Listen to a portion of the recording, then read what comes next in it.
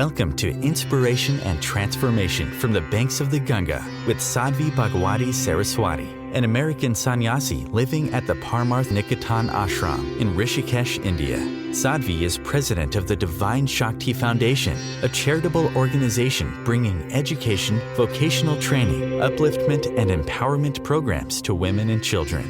Sadhvi is also Secretary General of the Global Interfaith Wash Alliance and Director of the world-famous International Yoga Festival. Join the musings of an American sannyasi as Sadhvi shares the wisdom and teachings of her guru, His Holiness Pujya Swami Chidanand Saraswatiji.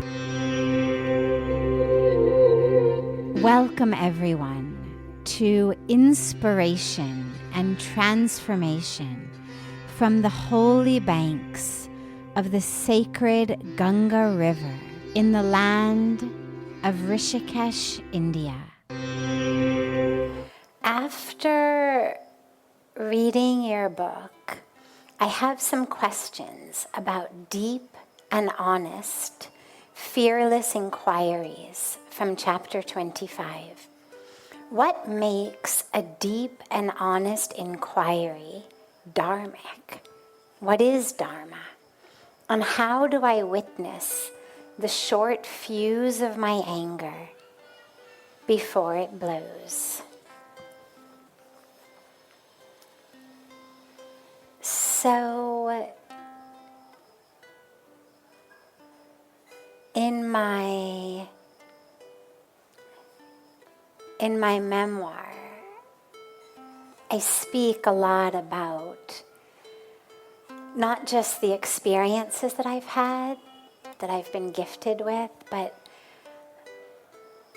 the lessons that I learned along the way, the practices.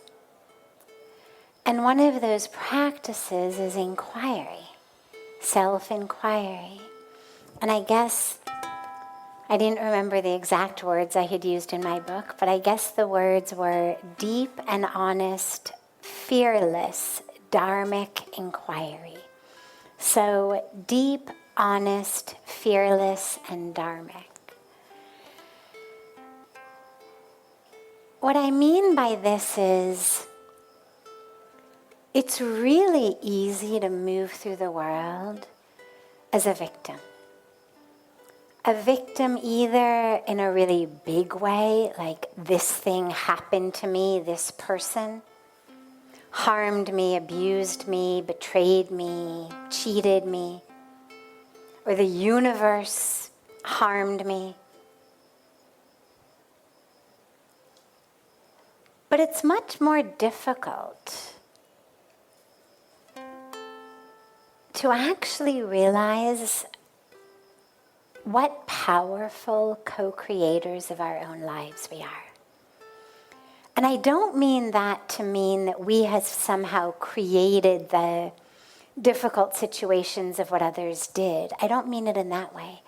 But I mean that our circumstances today, how I'm moving through the world with anxiety, with depression, with loneliness, with frustration, with longing, with confusion, with aimlessness, or with peace, with love, with joy, with gratitude.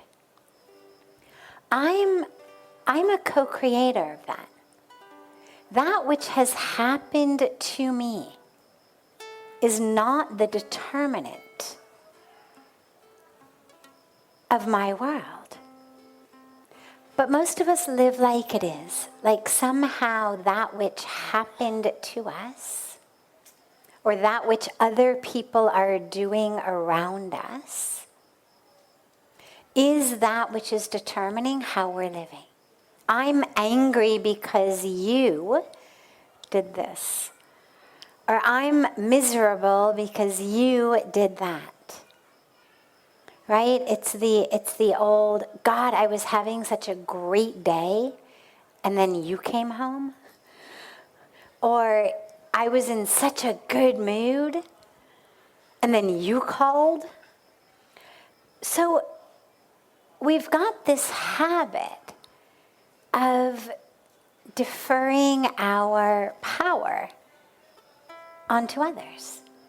And so what I mean by this deep and honest inquiry, fearless inquiry, is what are my other alternatives? What role am I playing here? Yeah, I know what's happened. I know that so-and-so lied. I know that so-and-so cheated. I know that so-and-so tweeted something obnoxious about me. I know that this happened and that happened. From the really traumatic to the superficial and the whole spectrum.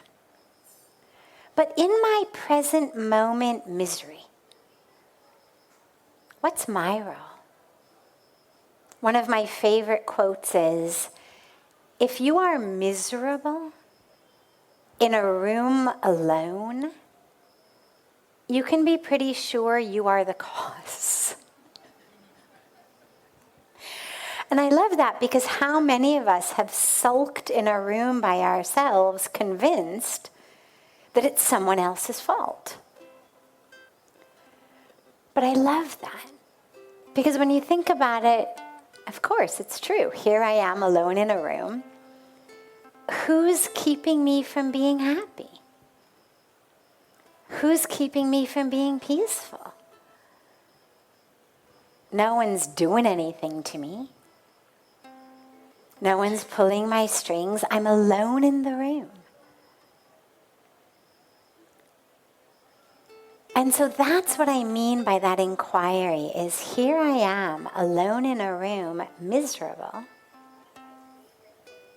Why? And it's not about blaming. We blame ourselves enough. The last thing we need is to blame ourselves more. It's not about making yourself feel bad. It's not about yet another way to say, I am not good enough. See, I can't even do this happiness thing. It's not that. It's simple inquiry. But honest inquiry. What's my role here? Do I have a choice? Here's what happened in the world today. That's piece one. Here's how I am feeling inside of me and how I am reacting. That's piece two. Is there only one road from piece one to piece two? Only one possibility? Or might there be an alternative? For example, I used to be really stressed, and I found myself kind of on edge a lot of the time, where no matter what happened in the world, that was for me a really good excuse for why I was stressed. If you said to me, how are you? I would have said, oh my God, I'm so stressed because. And the because changed minute to minute, moment to moment. It didn't matter. But once I realized that actually I had a choice, then everything changed. You take a very simple situation. You say, okay, I'm driving down the road. Some guy cuts me off in such a way that if I had not slammed on my brakes, basically he would have killed me. Now that's something that stresses us out, but it also makes most of us angry. We want to yell at the other guy. We want to flip him off, swear at him out the window. Or we swear about him to the person next to us in the car. Now, piece one is simply, man cut me off. He was driving too fast. Driving recklessly, cut me off. Piece two is, my blood sugar is up, my pulse is up, my blood pressure is up, my face is red, I'm furious. It's going to take me, till tomorrow and a lot of chemical assistance to calm down. But is piece 2 the only possible outcome of piece 1?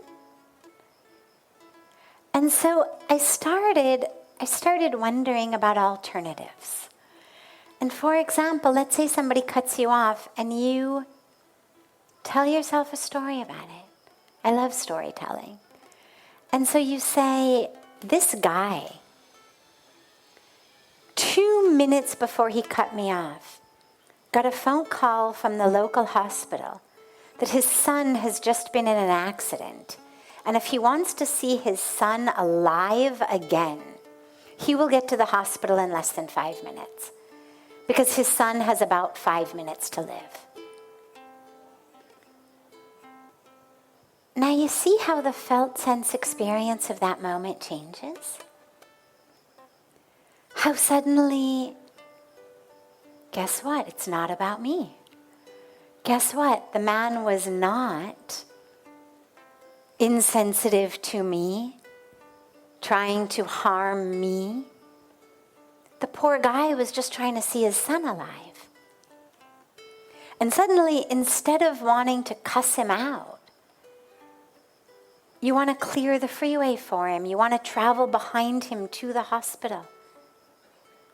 Be there with him. And so when I'm talking about this deep inquiry, it's just that. It's the simple question.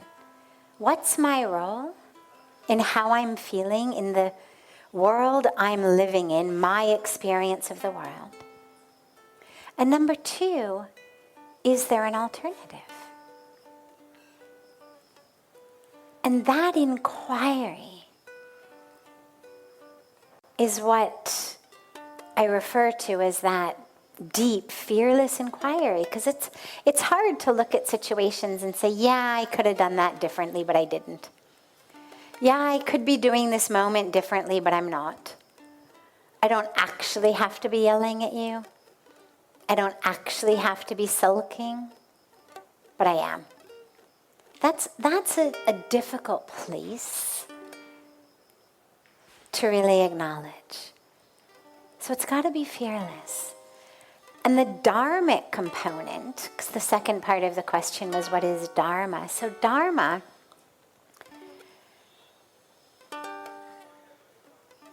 has been translated in so many ways. For the sake of this purpose, we'll translate Dharma as the right path.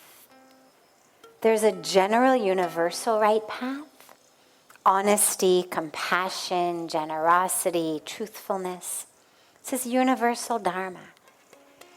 But then there's a personal Dharma. The path we are meant to walk. But Dharma is always about fulfilling your role to the very best of your ability. Whatever role that may be. We go through different roles in life. In Indian society, they talk about 4 ashrams of life, each of which is a dharma. So brahmacharya is the first phase. We're students. Grihastha ashram, or grihastha dharma, is your householder phase. That's when you marry and you have a job. You acquire things. You build things. Then there's vanprastha, which is after the kids are grown and you're retired and you're sort of pulling away from things of the world. And then sannyas, a full withdrawal of that engagement in the world. But there are 4 different dharmas that we go through at different phases of life. But we also each have different dharmas in every moment of our life. The different critical roles that we play in different relationships. A dharma is a child to our parents. The dharma is a parent to our child. As a husband or wife to a husband or wife. But then we also have our individual Dharma that's separate from our relationships, separate from our phase of life. That's really the who are you and why are you here question. And so that inquiry has to include that question. For me, when I came to India 26 years ago in the midst of getting a Ph.D. in psychology, I was an academic. I wasn't a spiritual person. I was an American student, a good student. Not someone who you would have expected to suddenly join an ashram and become a monastic renunciant. But the more that I looked inward, fearlessly, I realized that that was exactly my Dharma. As crazy as it seemed at the time to everyone who knew me, as unexpected as it was, that was my Dharma. And so that's an inquiry that all of us should do. And the truth is, you don't have to tell anybody. A lot of us get really embarrassed to inquire, because the moment we come face to face with ourselves and our egos and our ignorances and our false identifications and desires and fears and all of that, we feel kind of embarrassed inside. But just remember, you don't have to tell anyone. This is just you. Nothing to be embarrassed about. We're here in our human package. But if you're not honest with yourself, you're depriving yourself of the whole reason you're here. So even if you're never honest with anybody else, at least be honest with yourself. You don't gain anything from lying to yourself.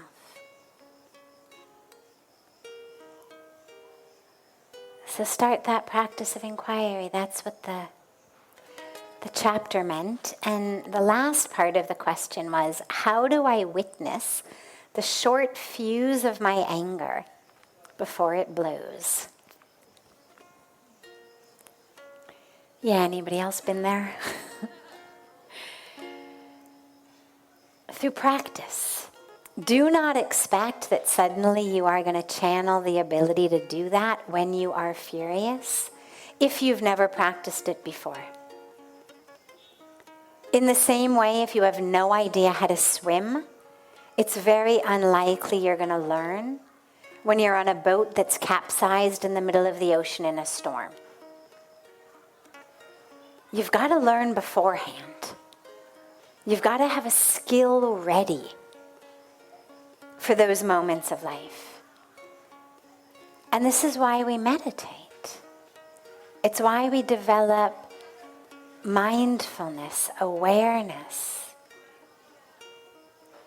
Why we engage ourselves in practices of expanding our consciousness. Because then we can be aware.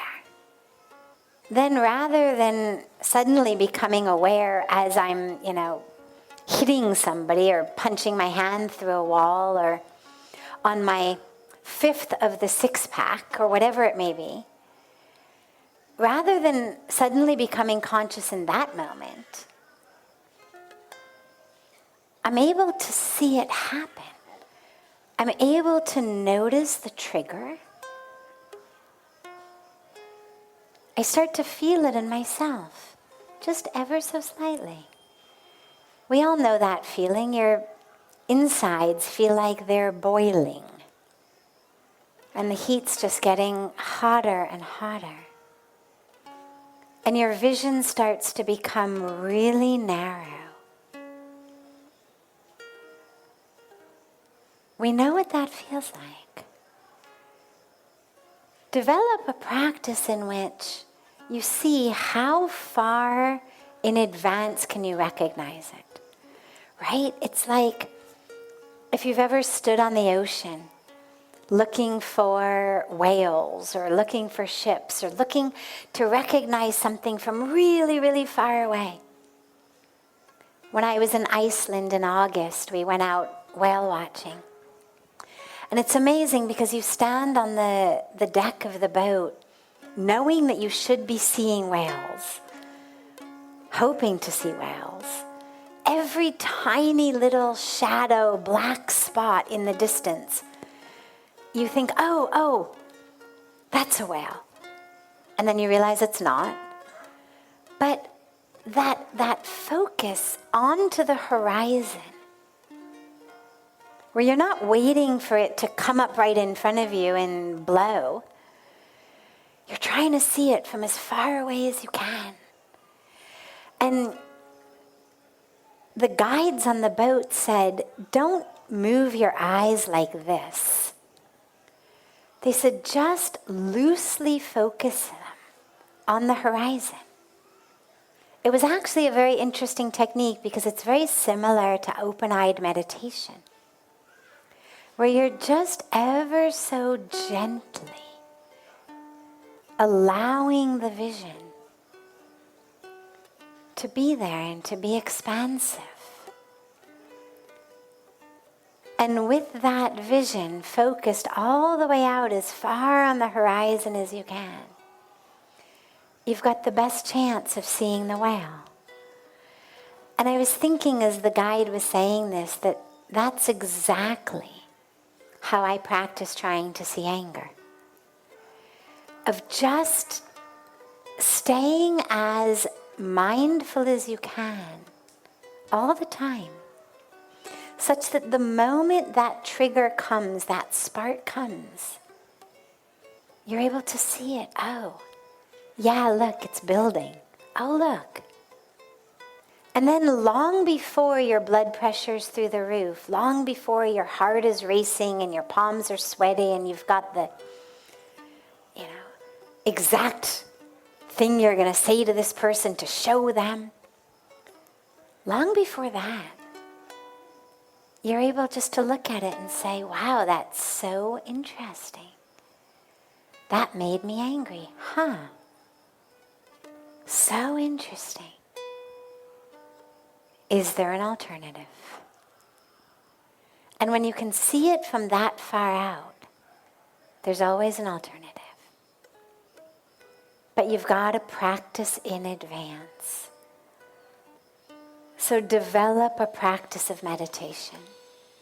Develop a practice of mindfulness, where you're simply being aware. We'll end Satsang tonight with a brief meditation. But bring this into your daily practice. Just be aware, be mindful. While you're eating, while you're drinking, while you're walking, while you're breathing. And if you can bring that mindfulness into your life, then you'll notice when the emotions start to build, whether it's anger, fear, greed, lust, jealousy, whatever it may be, you're able to see it at a distance that's far enough away before it's actually wrapped itself around you. And that's what our whole spiritual practice gives us. It's not that we never have emotions. It's that we're able to see them from such a far distance that we're not slaves of them. You're listening to OTR-FM, part of the IOM radio network. Being a radio host on IOM FM allows you to build your show on a rich platform with the power of the internet to fulfill your outreach goals and connect with a very specialized and global online audience, unlimited by time and distance. OMTimes Radio will provide you with web relevance, a recognizable conscious brand, and with the standard of excellence that has accompanied every single Circle of Hearts Radio is a sanctuary on the airwaves. Join me, Grandmother Elia, in the circle on Sunday, 2 p.m. Eastern, as I share information to both enlighten and nourish your soul. Hi, this is Christina Ricci with RAIN. Every 2 minutes, another American is sexually assaulted. If you or someone you know has been sexually assaulted, you are not alone. Help is just a call or click away through the National Sexual Assault Hotline. Please call 1-800-656-HOPE, that's HOPE, or visit rain.org, that's RAINN.org. Brought to you by RAIN and this station. Welcome back to Inspiration and Transformation. I'm so glad to have you all back here with me. When is the appropriate time to start a spiritual path? Yesterday.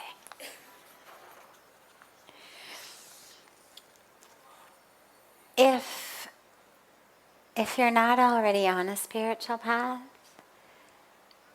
exactly right here, right now. You know, most of us have this internal habit that we start things on good days. So if it's a big thing we do, New Year's or my birthday, or we say, okay, Monday morning I'm going to start. The dilemma with that is, it's beautiful to have a day, but the dilemma is then if on Monday it doesn't happen, or you start Monday and Tuesday it's over. Well, then you've got to wait till the next Monday to start it again. And that's why I'm all in favor of auspicious days and auspicious opportunities when that day happens to be the auspicious day. But I'm not in favor of waiting days or weeks or months to start something just for the right moment to arise. The moment that you realize I should be on a spiritual path, that's the right moment to start. That is the auspicious moment. And of course, today, we find ourselves on actually such an auspicious day. This is the day of Dashera. It's the day of letting go of that which keeps us separate from God.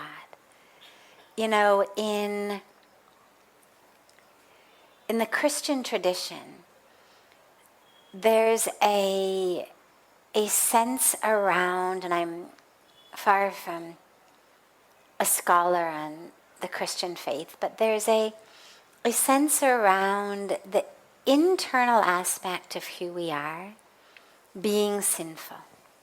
A sense that core of who we are based on our birth lineage is sinful. And that there's things that we need to do in order to attain salvation, saving.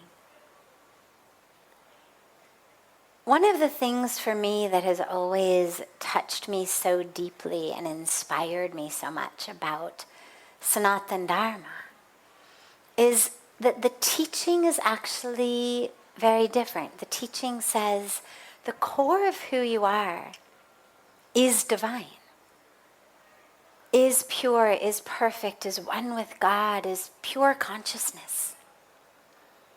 But Maya kicks in, illusion kicks in. You over-identify with the physical body, with its stories, with its roles.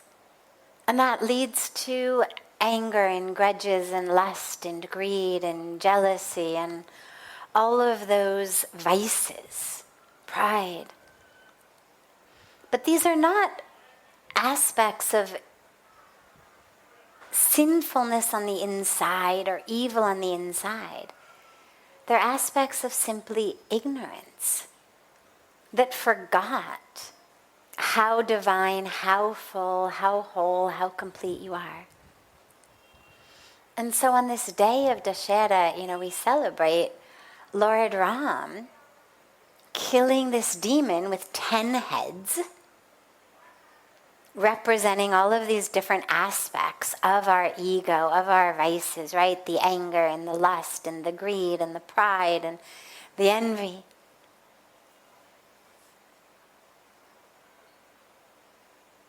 And that symbol, as we were talking about on the banks of Ganga, is actually for all of us. The stories from the scriptures are not just beautiful stories of things that happened in history, but it's about now. And so if you're looking now to start a spiritual path, it's a perfect day. And even if you're on a spiritual path, but you're looking to go deeper, or you're on a deep spiritual path, but you still find yourself plagued by any aspect of this, this is the day when the energies of the universe align to help you let go of all of that. So this is the right moment. This is exactly the right moment to begin or to deepen your path. And then if, because you're human, tomorrow or the day after you find yourself acting not in alignment with your path, well, that'll be exactly the right moment to begin again. You don't have to wait till you're sitting back in Rishikesh, back in Satsang. The moment you realize you've gone off the path, just come back. It's like in that very, very short, just centering, guided meditative experience from the beginning. Right? Our minds wander. It's what they do. It's the nature of the mind. And we just bring it back. Wanders again, we bring it back. And slowly, slowly, as we practice it actually as meditation for longer periods of time, we become able to be grounded in awareness. Whether the awareness is of the breath, the awareness is of the being, the awareness is of a mantra.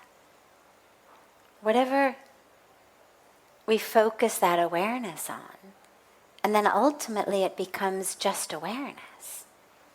And yeah, sometimes the awareness is aware of the breath, and sometimes it's aware of a mantra or something else. But we actually become anchored just in that awareness. But the practice along the way gives us this beautiful technique of just coming back. Just coming back. Don't yell at yourself, don't berate yourself, don't criticize yourself. Don't tell yourself stories of whose fault it is that you got distracted. He came home and slammed the door. I've told him 1,000 times not to slam the door, but he did. Ruined my meditative awareness. We tend to make up stories about things. But instead of that, just bring it back. No stories, no judgment, no analysis, not where it's gone. Just bring it back. And you'll find that that becomes a beautiful technique on your spiritual path the rest of the time as well. Oh, lost your temper? Okay. Just come back. Got sucked up for a moment into jealousy? Just come back. Sucked up for a moment into greed or envy? It's okay, just bring it back.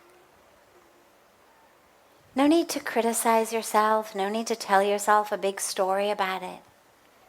Just come back. Just come back. So, right now is the exact perfect moment to start.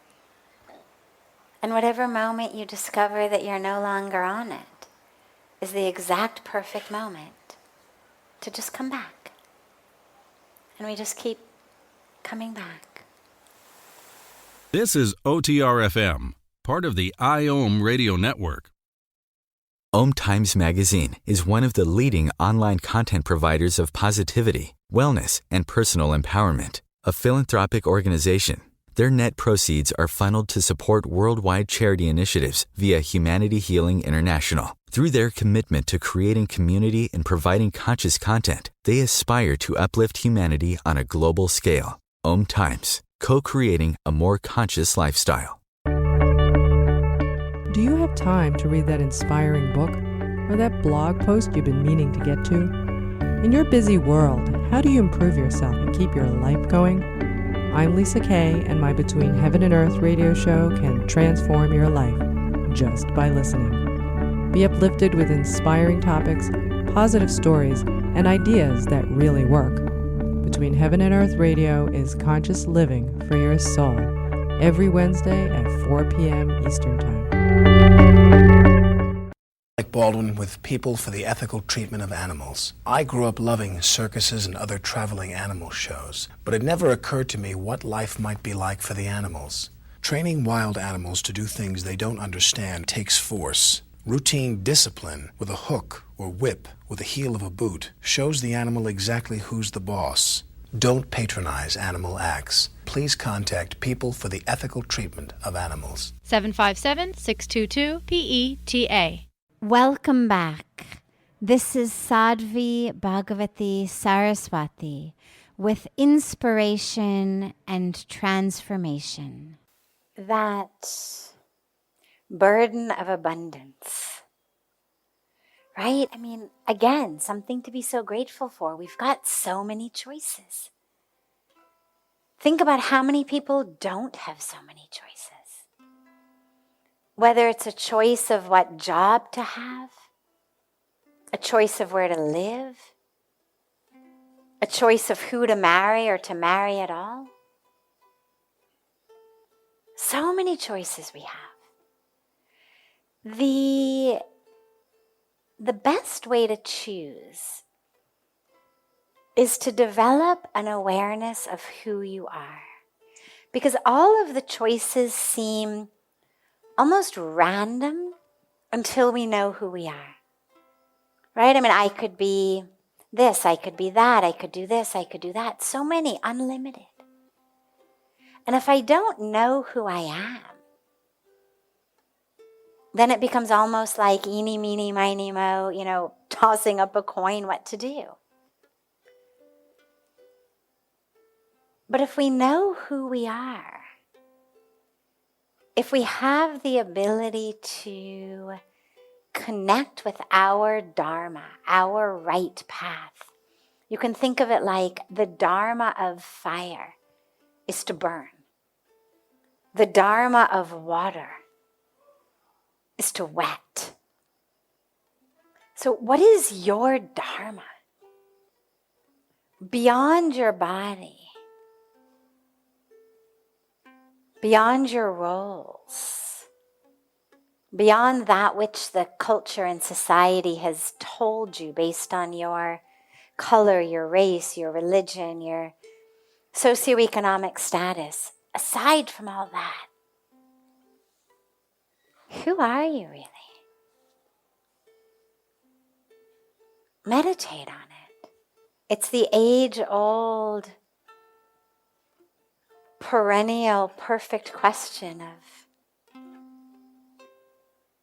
path of Advaita Vedanta, path of Jnana Yoga. Who am I? Who am I? Who am I? And yes, ultimately, eventually, that answer is going to be an experience of soul. But along the way, you get some really good clarity of who you are. And it may begin by who you're not. Okay, I'm not quite the social butterfly that I'm pretending to be. Okay, I know that I'm good at math, but I'm really not meant to be an engineer. Okay, I know this person really likes me, but I don't really think that my destiny is with him or her. These truths start to arise as you get quiet and go within. So just meditate on it. And also realize that there isn't really a wrong answer. Because in many cases, our Dharma is not something that gets fulfilled or not fulfilled based on our career. A lot of people have careers just to put food on the table, support their family. There's nothing wrong with that. Maybe your calling is to be an artist or a musician,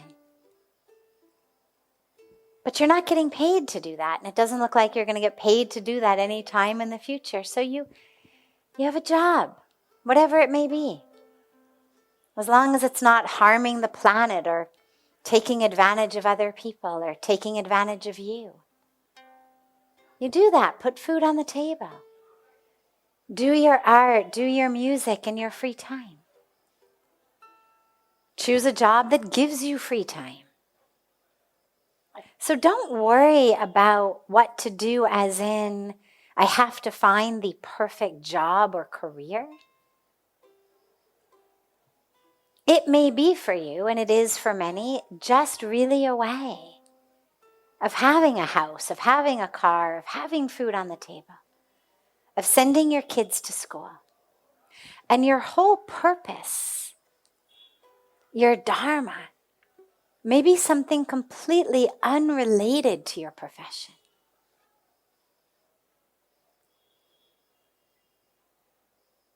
But don't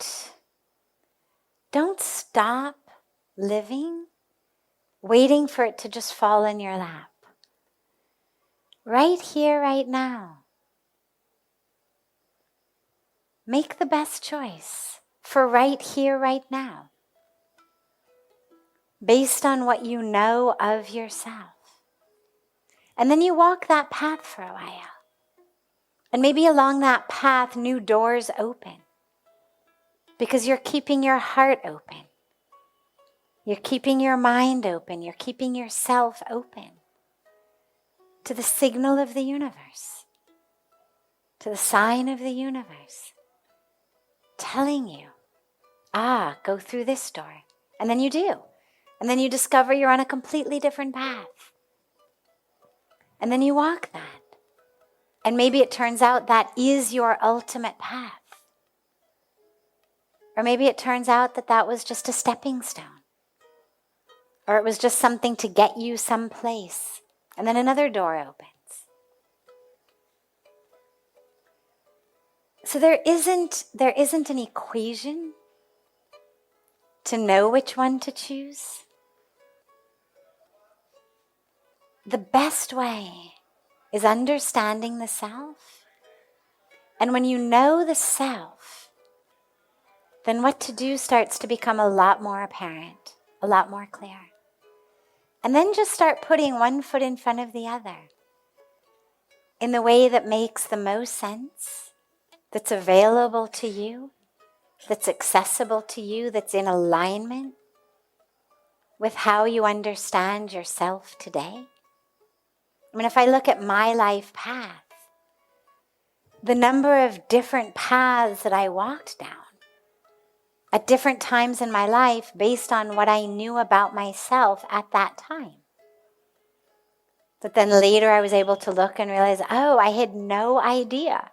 But okay, that's all right, because that got me here. Or that got me to this, and that got me here. So there's no mistaken path as long as you are open in it. And you are open to the sign, the call, the signal of the universe. Showing you yourself and telling you how to move. My favorite example that I always give is the caterpillar, right? I mean, it begins its life essentially like a millipede, like an earthworm, on the ground, sliming along. But then it gets a signal from the universe that says, climb the tree. Go out on a branch, weave a cocoon. then burst out of the cocoon and fly. Now, as a caterpillar on the ground, looking at the earthworm or the millipede, it wasn't thinking, I'm so much better than these guys. Just you wait. Just you wait. I'm going to be that butterfly. It doesn't know. I don't think it knows anyway. It's doing its thing based on what it knows in that moment. But it's open so that when the sign comes, the signal comes, it follows it and thus becomes the butterfly. So we move along to the very best of our abilities. Open hearts, open mind, anchored, grounded in an ever-expanding awareness of ourself. We meditate on it. We contemplate on it. In eyes closed, seated meditation, and also as we move through the day. Is this in alignment with me? Who am I? Who am I? And the choices they'll emerge. But as long as you are there, whatever choice you make, it can turn out to be the right one. This is OTR-FM, part of the IOM radio network. OMTimes magazine is one of the leading online content providers of positivity, wellness, and personal empowerment. A philanthropic organization, their net proceeds are funneled to support worldwide charity initiatives via Humanity Healing International. Through their commitment to creating community and providing conscious content, they aspire to uplift humanity on a global scale. OMTimes, co-creating a more conscious lifestyle. Do you have time to read that inspiring book or that blog post you've been meaning to get to? In your busy world, how do you improve yourself and keep your life going? I'm Lisa Kay, and my Between Heaven and Earth radio show can transform your life just by listening. Be uplifted with inspiring topics, positive stories, and ideas that really work.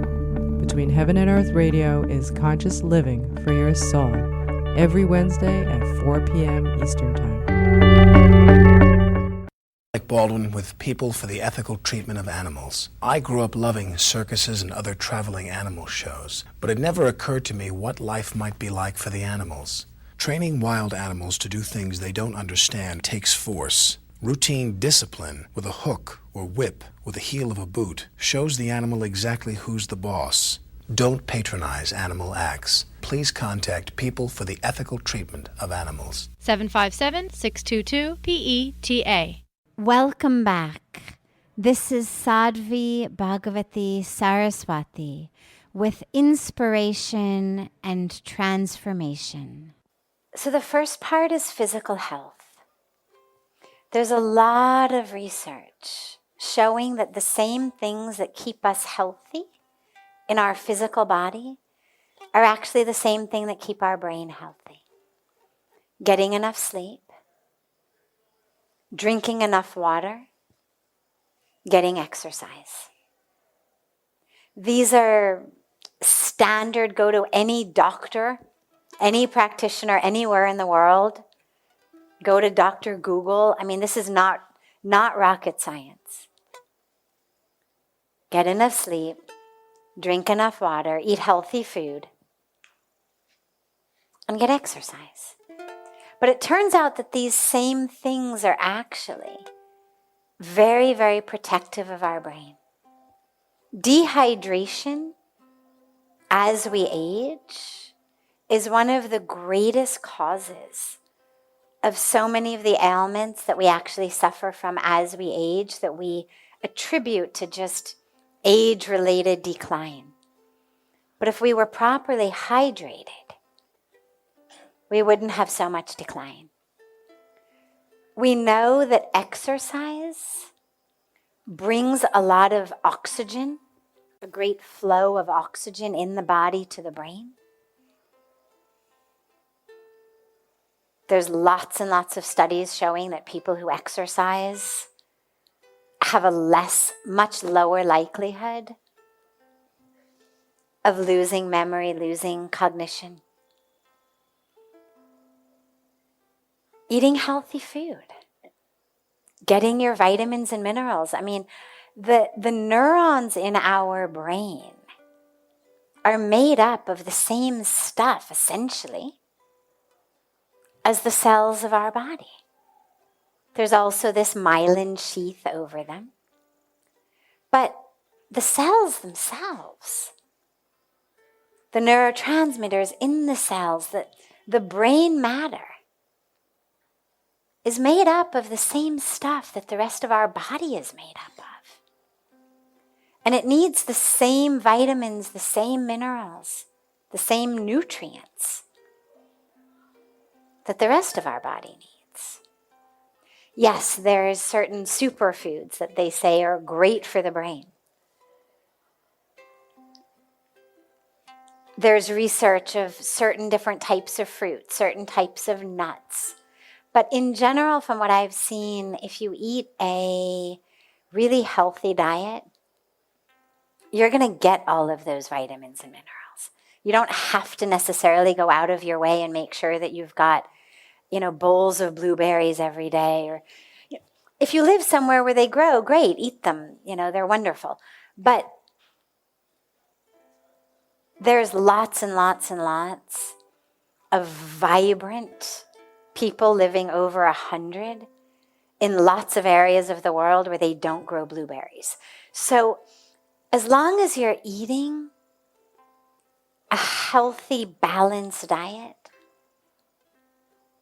getting vitamins, getting minerals, your body's healthy and your brain's healthy. Now, there's other practices beyond that our beautiful Indian tradition gives us. Pranayama, yoga, fantastic practices to keep that energy flowing through the body into the brain. Meditation, because meditation on just a purely physiologic level lowers our stress. The more stressed we are on a mental level, literally the more stress we give to our body and our brain. And when you're stressed, it's very hard to remember anything. It's why so many kids end up studying really hard, knowing their material, and then failing exams. They knew it, but they were so stressed. It's why kids freeze up in exam halls. Because stress significantly diminishes our ability to think. And so meditation, aside from all of the spiritual benefits, it lowers our stress level. They also say, learning new things, learn a new language, learn new mantras, learn things. Pick up a subject that you've never studied before, learn it. Is there anything you're interested in that you don't already know about? Learn it. Basically, staying active in the brain. From all of what I've read, all of what I've learned, staying active in the brain is the best way to protect it. In the same way that staying active in the body is the best way to protect the body. There's also a beautiful Ayurvedic herb called Brahmi that they say is really, really, really good for the brain. I haven't seen any kind of actual scientific studies. There may be, I just haven't seen them. But I've heard from a couple of different sources that taking the herb Brahmi is actually very good for brain protection. And I'm sure that someone with a background in Ayurveda or a background in homeopathy or in naturopathy could probably give you very, very specific more things that you can do. But these are all very, very, very powerful ways to keep the body healthy and the brain healthy. This brings to a close this hour of inspiration and transformation. Thank you so much for joining me. I'm so glad to be together with you all each week. And I look forward to being together again next Thursday, same time, on OMTimes Radio.